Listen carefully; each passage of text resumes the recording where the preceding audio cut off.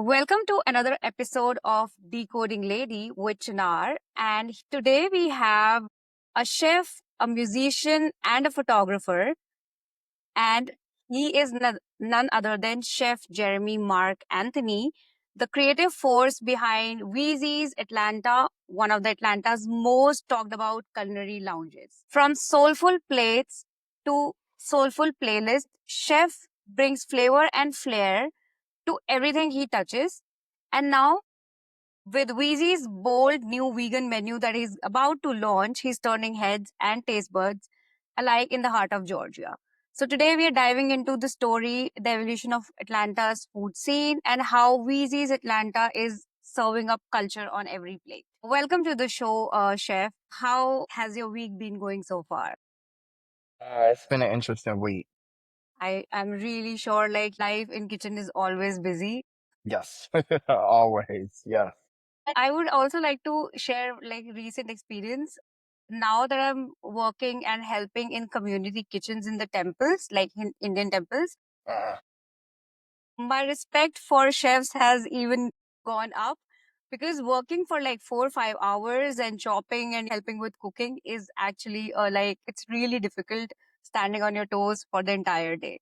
So respect for all of the chefs working out there relentlessly to bring out all the best flavors for the customers. Thank Definitely. you. Yes, thank you. So, Chef, we want to know your journey. How did you start into this culinary world? And because you are also a musician and also photographer.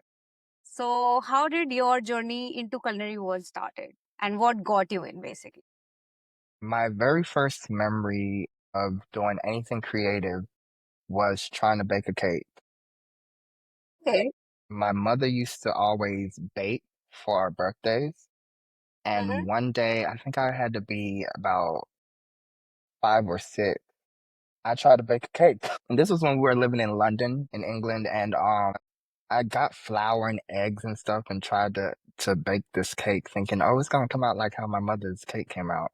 And it did not because I didn't have all the ingredients.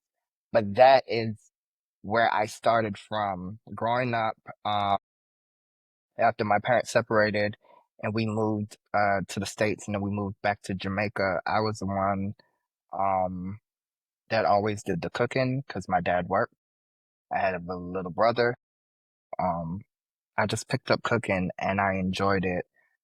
It was a release for me, and as a creative, it was a way to create something and to experiment. Mm-hmm. Later on, I dove into music and left cooking alone for a while. I went to school for music, both high school and college. Mm-hmm. And in the middle of that, I got bored and I picked up a camera, and that's how I got Okay. into photography. So yeah, but while in college, I have a very close friend, Stanisha, who would always say, "Hey, come cook for me and my friends," or "Come do this here or do this there." So I started cooking again, and I think I was just doing it for her, but I was still going out to eat all the time. And my dad called me one day, and he was like, "Boy, you forget for cook." And I was just like, no, I need some pots. And he was like, okay. Mm-hmm. So he got me some pots and I started cooking at home again. And it just fell back into a routine of cooking and I fell in love with it again. And, from there, somehow I started my own catering business and Okay. that's how it went. Yeah. So it's a journey. And if I credit somebody with my cooking journey, it's Valerie Davison, my aunt. She had a catering company in the Washington, D.C. area, and we would all work with her as kids, to make money on the side, to buy Jordans or whatever we wanted to get.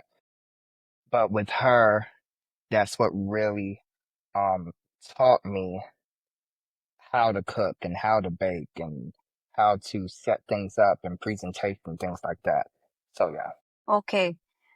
I feel you've always been into creative fields like music, photography, and cooking, like being a chef. It all requires like creative side of a human.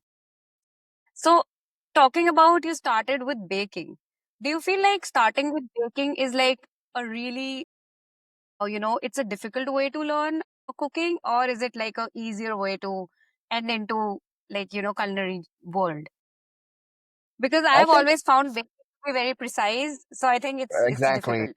So I think that's what it is. I think if you start on on the pastry side, you really dive into technique and Mm-hmm. following instructions because it is precise.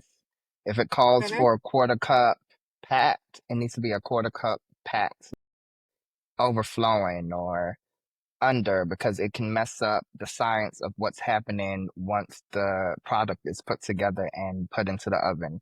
And then even the type of oven, we have different types of ovens. So a cheesecake, for example, will bake differently in a gas stove than it will in a electric stove, than it will in a convection stove. Like everything is different. So just knowing the science behind it. So I think when you start out with bacon, it makes you more disciplined in what you're doing. Mm-hmm. At least for me. Other chefs out there Mm-hmm. might say the total opposite because there are certain dishes like duck à l'orange or beef Mm-hmm. Wellington that Mm-hmm. requires a certain amount of discipline as well. So, Mm-hmm. I mean, it's 50-50, but for me, it made me pay attention to detail to ensure Mm-hmm. that whatever I was doing was correct. Absolutely. I totally agree with that because my baking sessions were always messed up sessions. So, talking about cooking, when did you actually move to Atlanta, and what is it about Atlanta's food culture that inspires your cooking at Weezy's now? So, full transparency, I didn't move to Atlanta to cook. I moved to Mm-hmm. Atlanta. I was working with celebrity photographer, videographer, and social media director Derek Blanks, and I was one of his Mm-hmm. interns. So I moved to Atlanta to work with him because I was doing a lot of traveling back and forth. Um, Mm-hmm. and in that journey, I found myself back in the food realm and Okay. the restaurant industry. And that's how I ended up at Weezy's. And with Weezy's, what inspired me, I love to travel. First and foremost, I wasn't born in America. I was born in Jamaica. I grew up in England, in the Mm-hmm. States, of course, and in Jamaica. I have family Mm-hmm. in Iceland, Scotland, Africa, Spain. So it's just like, I like to travel. I like to experience new things. And I think I took that with me when I went to Weezy's. I believe as a chef, you'll always have customers that like something done a certain way. Mm-hmm. And it's great if you produce that because you're going to have returning customers because it's consistent. This is what they know. This is what they like. But also as a chef, it's your job to introduce new flavors and new concepts. And so that Mm-hmm. was my driving force with Wheezy's. Like, how can I do this dish that everybody knows, but introduce it or present it in a different way, put a different spin on it so they're Mm-hmm. still familiar, but they're like, ooh, I've never had it like this, or this flavor profile is different from what I've done at home. And I think that's what Mm-hmm. I took with me when I went to Weezy's. Okay, that's absolutely interesting. Like you ended up back in this culinary world just by because you were working and you were doing different things. But being there with right people at right time definitely lands up with the perfect combination that you would actually want to work always. Exactly. Yeah. So, because you have been in this culinary world for like how many years now? Ooh, I'm getting old. I think 24. Oh my God, 24 years. So, how, like, what shifts have you noticed in the types of food people ask about for like in restaurants now? I think traveling is more accessible for a lot of people. Mm-hmm. So they're asking for things that they've gotten in other countries or other parts of the US. Mm-hmm. Um, there are also with social media being as present as it is in this time frame, this society now, because I didn't have that growing up.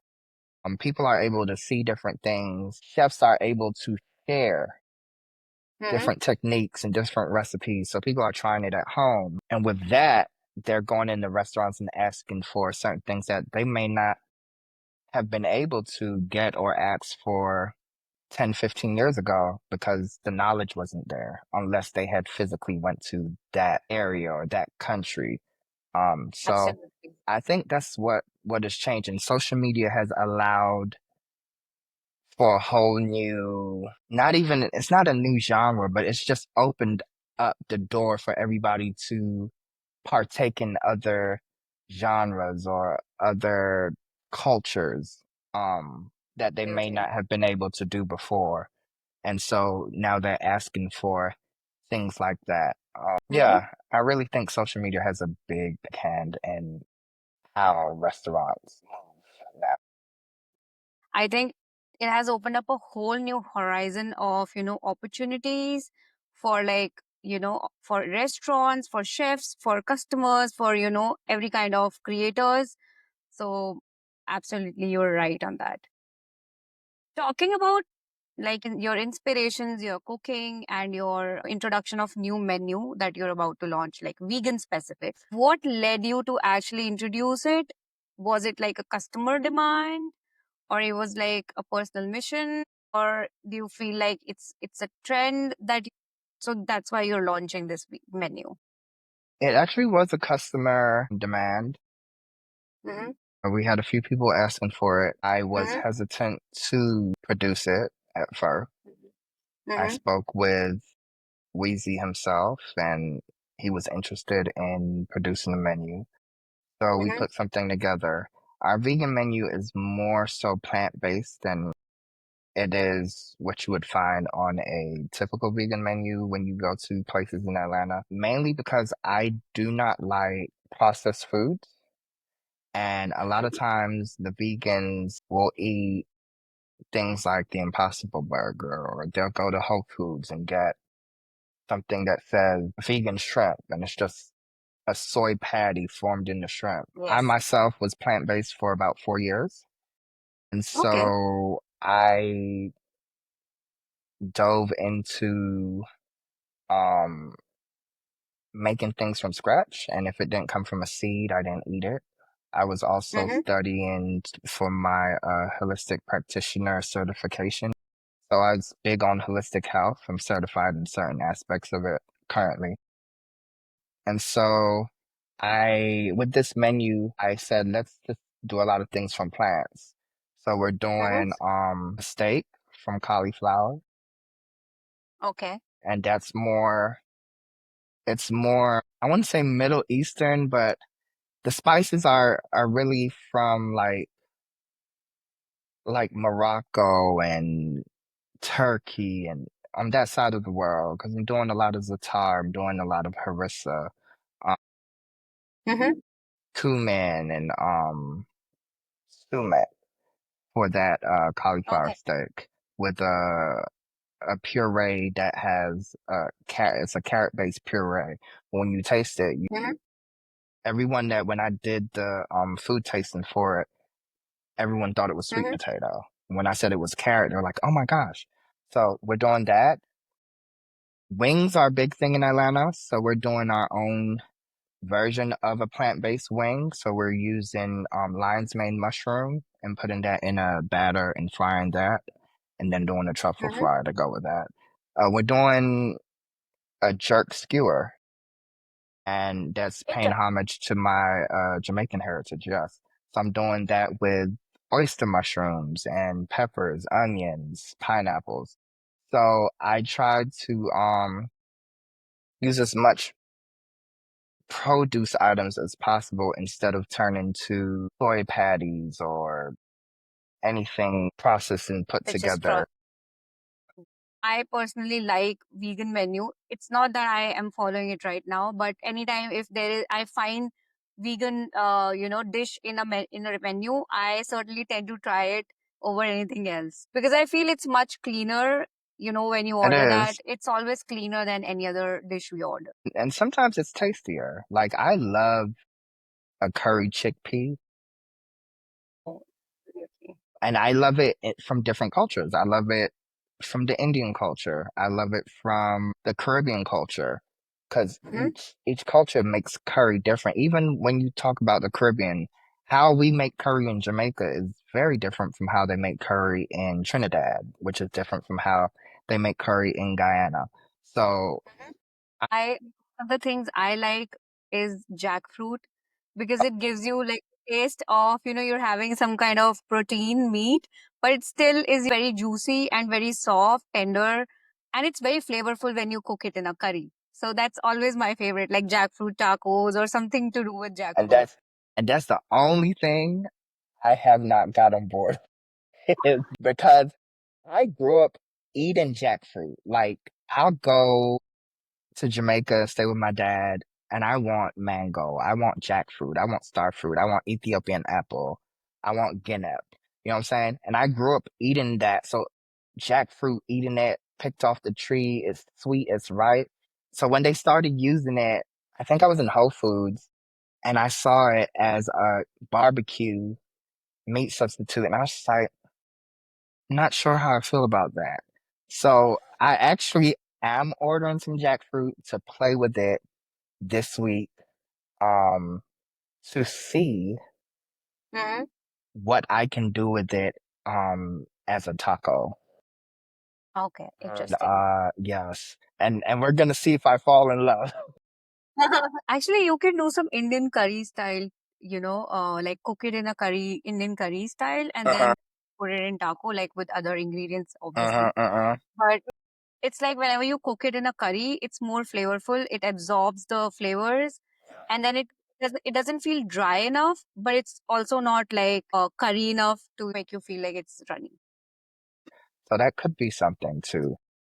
Yeah. So yeah, I'm gonna play with it this week. It's on my list. If you're adding that on your menu, I'm definitely, the first person to try that. You can call me up for like, tasting sessions. All right, I got you. Yeah. What's one vegan dish on the menu that you feel like would be a surprise meat lover?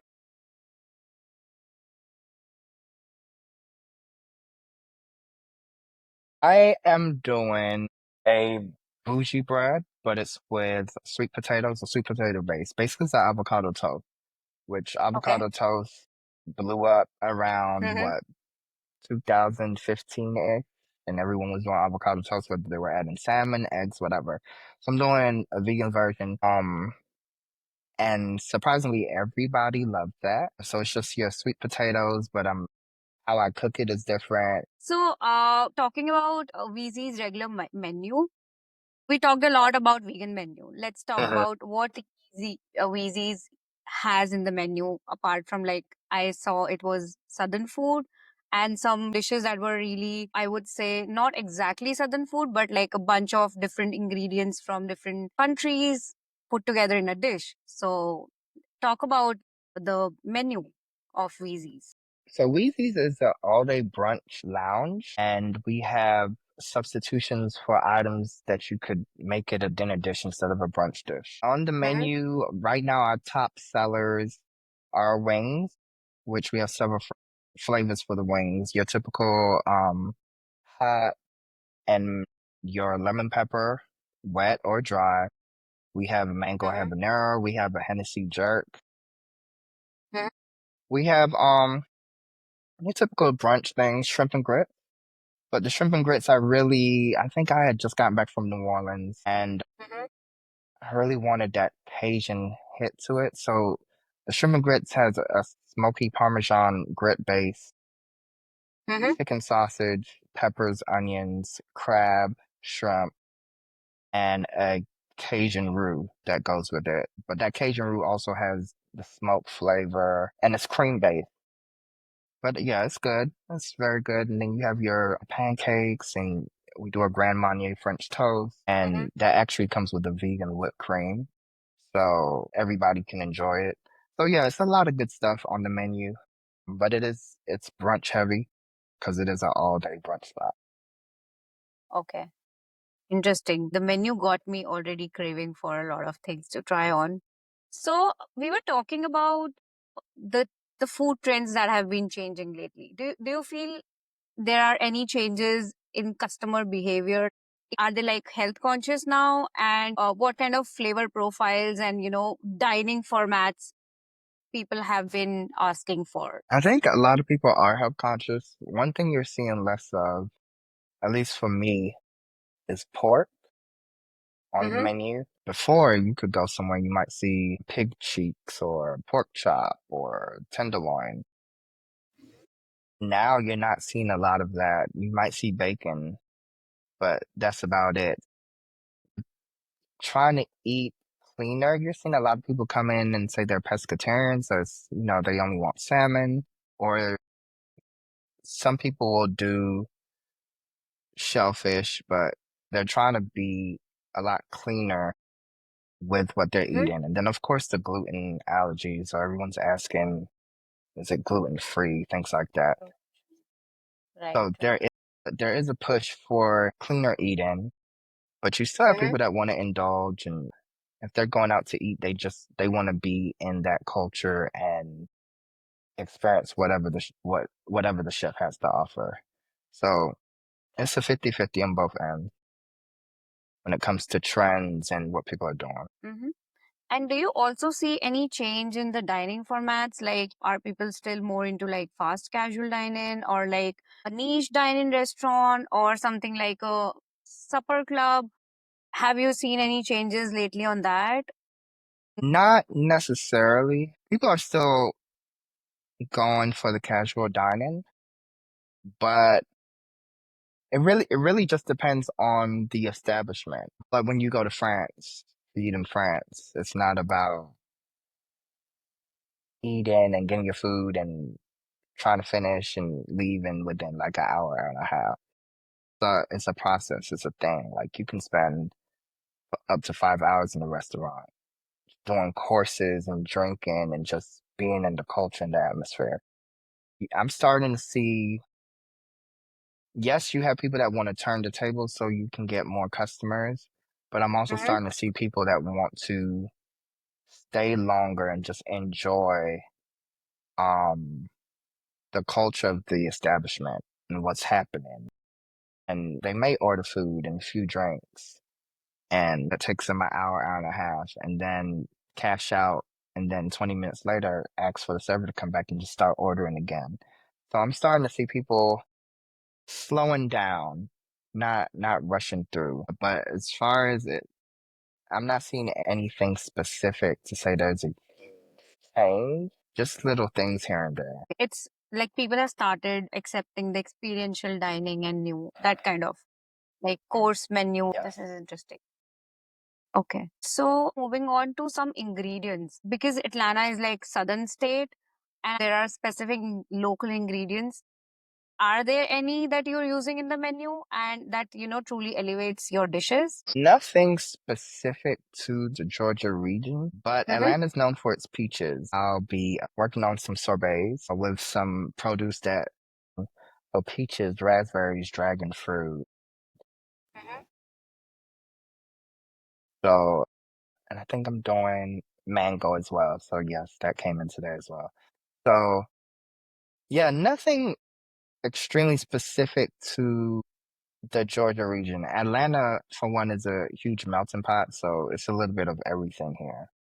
So Absolutely. I just try to pick up on different things and try to find stuff that people haven't tasted before as well. So that's my thing. Yeah. And do you also feel like whenever there are like right now it's NBA and then in some time it's gonna be NFL, then in some time it's gonna be like FIFA World Cup, and US is hosting this time. So do you think any kind of events like these actually also affect what is there in your menu? Do you have like something specials for that? Or is it you are just keeping it same? People tend to want to eat a lot more finger food, especially Mm-hmm. wings during Mm-hmm. football season, American football season. So that will there'll be a push on wings, sometimes even a shortage because so many people are ordering wings for their Mm-hmm. establishment. So Right. that's a big thing. Typically I keep it the same and I just pay attention to what people are asking about because it also depends on what cultures come because of said sport game. I'm saying when you're talking about the World Cup, you might not have a lot of Americans coming in. You might see an influx of people from the Caribbean, from Europe, from the Europe. African continent, because that's what we grew up. When I talk about football, I'm talking about soccer. That's what Yeah. we grew up playing. And so it just depends on what the match or the game is. And then that could dictate special, because I do a special dish each month. So it Okay. could dictate whether I do something that I know they're used to or if I just keep it simple. So yeah, it really just depends. Okay. Yeah, that completely makes sense. So, like you were saying, you have a special menu each month. How do you market your special menus or like special dishes? Do you involve social media, like community events, collaborations? How do you market that?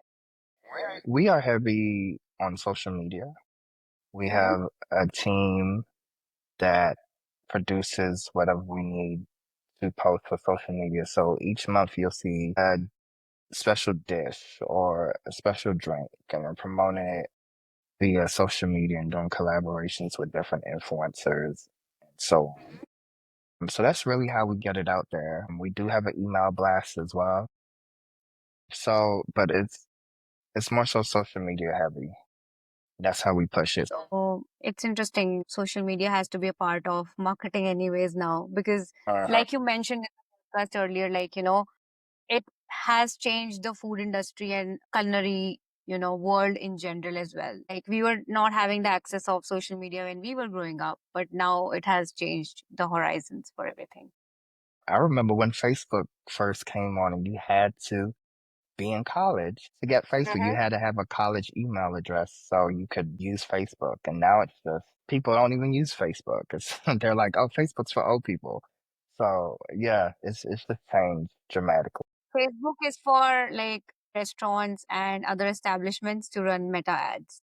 Yeah. Yeah. Like, do you feel storytelling through food has helped you in any ways, or like building a community, customer loyalty, or something? Because now everything is about storytelling. A lot of restaurants are serving good food, but good food isn't enough. What makes a restaurant and is different is their story. So, do you think your storytelling has played a major part in getting the loyal customers and people telling you about, oh, I love how did you start your journey and what was behind the scenes of launching this specific menu when you talk about it? I think it has. When you produce something, it's like you said, just having good food that, yes, good, but does it take you on a journey? And I strive to do that. I've had customers say things like, I've had this before, but never like this. And this reminded me of my grandmother or my aunt and how they used to do this and sit on the porch and clean this and blah, blah, blah, blah. So Mhm. I always want the customer to feel something, to go through different emotions when they taste my food. That's what I want when I go to other restaurants or when I travel. I want to be taken somewhere, a fantasy of some sort. So I think it is important and it does help with Mhm. returning customers, with loyal customers and new Mhm. customers. Even those that travel, we came all the way from Texas just to eat this and da da da da. They eat it and they have a fabulous time and they're, oh, we have to come back and we're going to bring such and such and blah, blah, blah, blah. So yeah, I think it plays a vital part and it's important. Um, Mhm. Cause anybody, I mean, you can follow a recipe, you can cook. So what's gonna set you apart? It's the story, basically. Absolutely.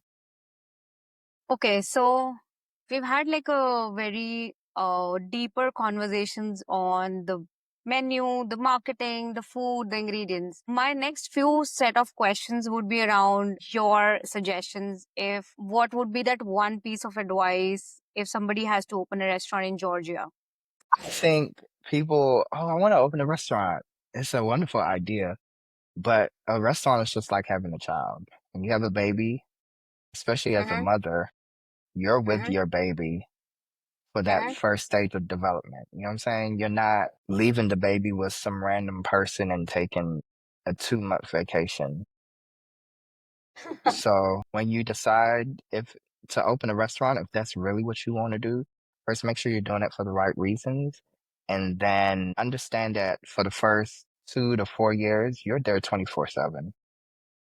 Okay. So that's number one. Number two is building your team. That's going to be very important. Having people on your team that can see the vision and understand the vision. It might not be their vision, but they need to be able to comprehend what your vision is for the establishment.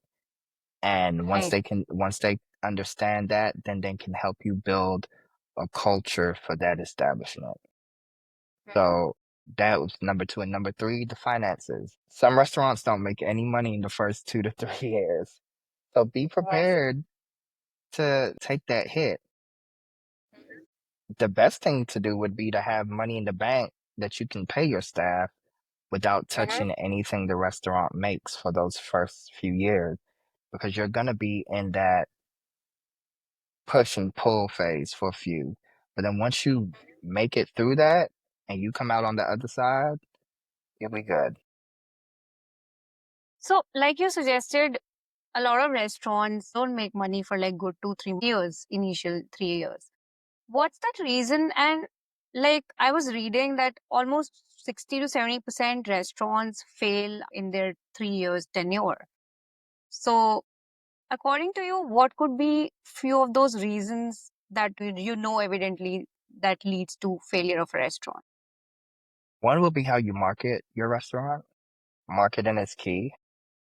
Mm-hmm. Two will be who you market to.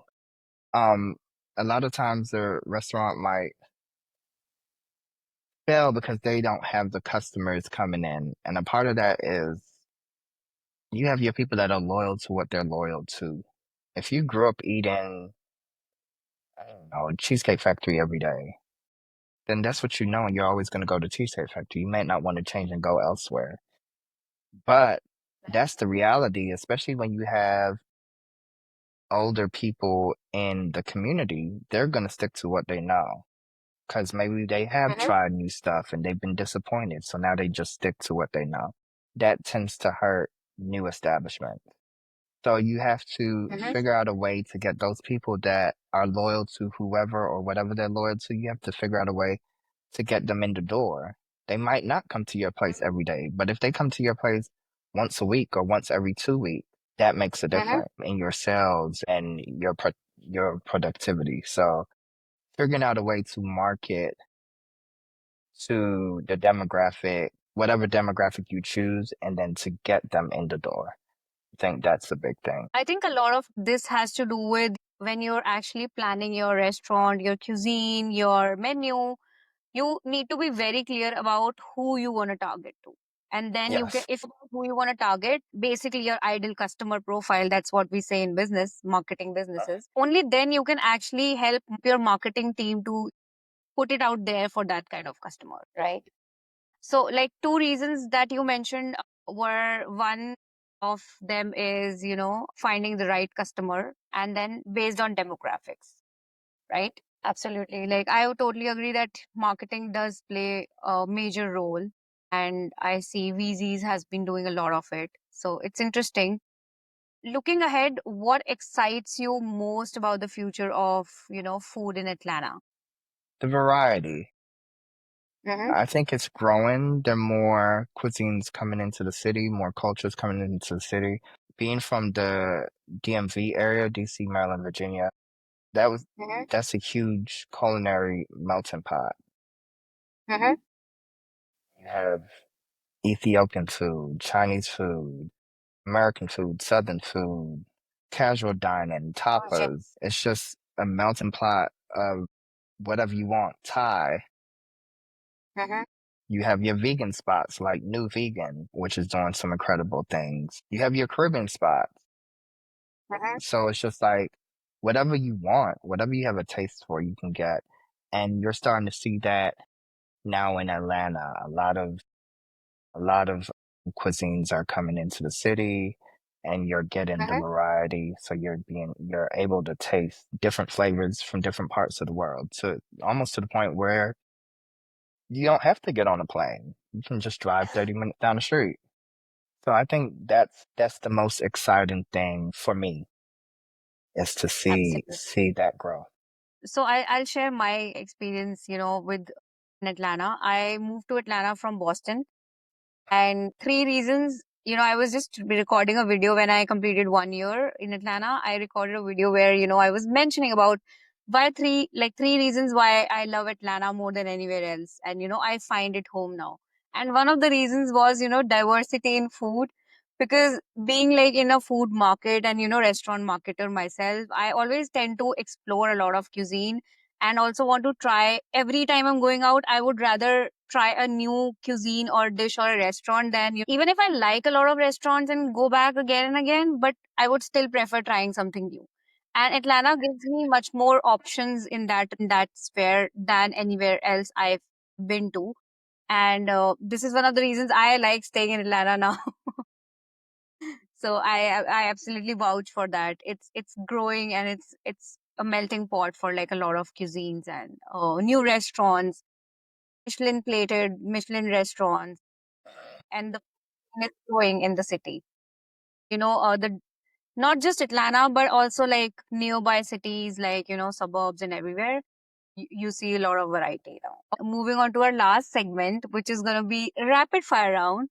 So you'll have like few seconds, and you have to give us the answer. As ready as I'm gonna be. Okay. Like really easy questions, but that might make you thinking though. What's your guilty pleasure food? Oh, curry goat, but specifically made by my grandmother, and she doesn't make it anymore. She has dementia. But curry goat, guilty pleasure. Okay. And what's your go-to midnight snack? Champagne and caviar. Interesting. Fancy. Okay. Next one is what's your favorite ingredient to work with right now? Garlic? Garlic? I think so. Okay. Yes, because you can use it raw, you can roast it, you can saute it, you can puree it. I think I did something where I made a garlic paste after smoking it and roasting it and yeah, so garlic. One kitchen rule you never break. I think I break all of them. Do you believe in Oh, rules are no, meant to be broken? no cross contamination. That I never break. I think that, yeah. I thought you believe you go by the fact like rules are meant to be broken. They are, but some of them don't cross contaminate. So maybe Exactly. I break everything except for that. That's important. Okay. Most underrated restaurant in Atlanta, as per you. I don't know. Do you feel like, you tried anything which not a lot of people knew about, Well, covered there's it? there's there's one restaurant I love. I don't think they're underrated, but Kimball House in downtown Decatur, love them. Love them, love them, love them. I love what the chef is doing over there. I don't think they're underrated, but You said Kimball House? Kimball House, yep. And what's the cuisine they serve? They're American. Chef changes it Okay. up. I think he changes the menu every season. Um, Okay. the bar is exquisite. They're doing some good stuff, flavor profiles with what the cocktails are making. Mhm. And they just have some yummy stuff. They do their bread is like a oversized Hawaiian roll. The first time I went, they paired it with like this apple butter, but when I went back, they had it with a pineapple reduction type of thing. They're just amazing. Okay, but it's not underrated. I don't think it's underrated. Okay. So, because you were talking about vegan menu, what's that one vegan ingredient that surprised you?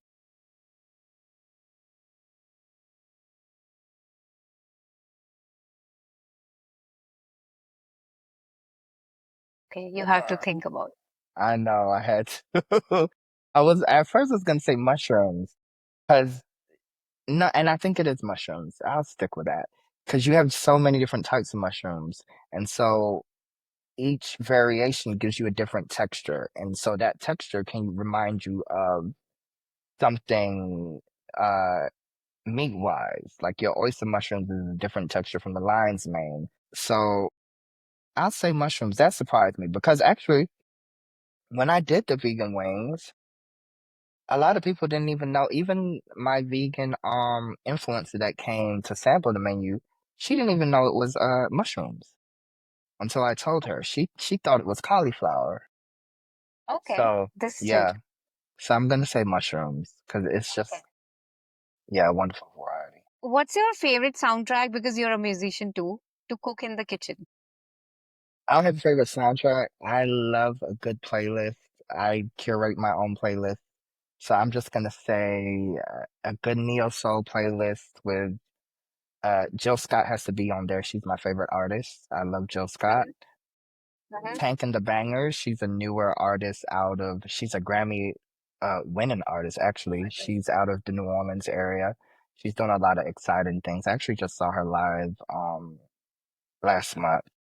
So Mhm. those two artists have to be on the playlist. I love Whitney Houston, so she's gonna be on there. Nippy, I call her my auntie. And then I love Okay. jazz, so some Chick Corea, some Miles Davis, and definitely some Moonchild, Robert Glasper. So I'm just gonna curate a playlist, and it's gonna be Mhm. like soulful, chill vibes. I'm gonna pour a glass of champagne, and I'm gonna cook. That's usually what Okay. That sounds interesting. Definitely. Okay. One last question before we wrap up.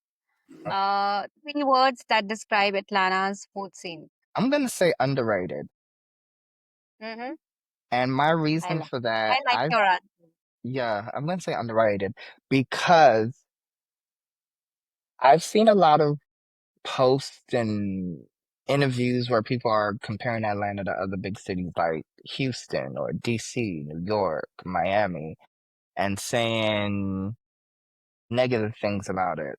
But Atlanta has a lot of good chefs, a lot of good Mhm. restaurants. Like we said earlier, there's a lot of diversity coming into the city of Atlanta. So there's now a variety of cultures and cuisines to choose from and experiences to be had at various restaurants here in the city. So I'm going to say underrated because in a few years it's gonna explode and it's gonna be the place to come to in America to eat, to spend a week and go on a food tour. Yeah, so underrated. I absolutely loved your answer because I actually felt the same. And we have amazing chefs like you also in the city cooking Thank up you. some and vegan menu. So with this, chef, we wrap up this podcast and it was wonderful having you on this podcast and having this casual, playful conversation and getting to know your raw thoughts and your background, your journey. It was a pleasure having you Thank you for and having me. thank you so much for being here. Thank you everyone for watching this podcast. Do share it with people around Atlanta to try this restaurant's new vegan menu that's going to be launched super soon. And share it with a friend who loves to try new cuisines and restaurants in Atlanta.